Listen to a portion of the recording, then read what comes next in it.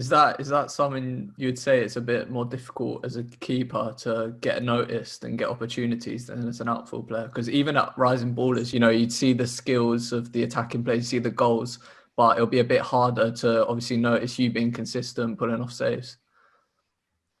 Yeah, yeah. I feel like the no, it's not even. I feel like it's based on the generation we live in now.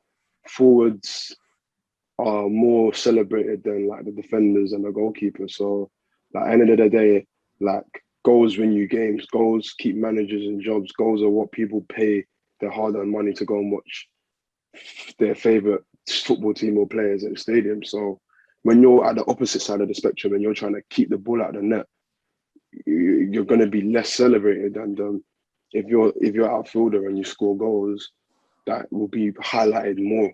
So as me being as a goalkeeper, it's the path I chose from a young age, and I understood that from a young age. Like it'll be harder for me to stand out, but you kind of need to be on it all the time, because the one time you're not on it, that's when you get blamed. Like it's easy to blame the last line of defense or the goalkeeper for a goal being conceded. So like for me, I just kind of saw it as it's a hard challenge, but I need to be on it like 24/7, like most of the time.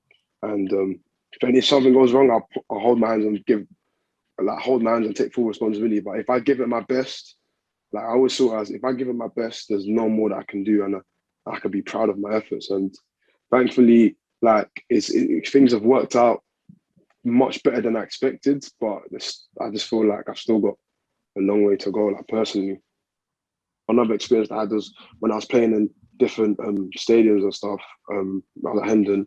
You're getting abused from like supporters and stuff. I'd never had that up until that point, because in academy football, you usually have like your family, your friends, the club representatives watching the games and stuff.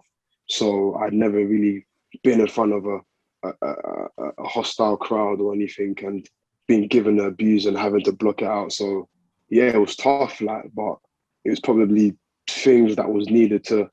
It was like down to myself. Like, do I really want to get to where I want to get to? And at 25, like the way I look at it, like, as a goalkeeper, goalkeepers, their journeys, they kind of break into the game later, but they stay in the game later. So like I kind of saw it at 25. I wouldn't say I was young, but I was at a good age. And if I'm aspiring to play till like 40, I'm still at the beginning stages of that journey, if that makes sense, innit?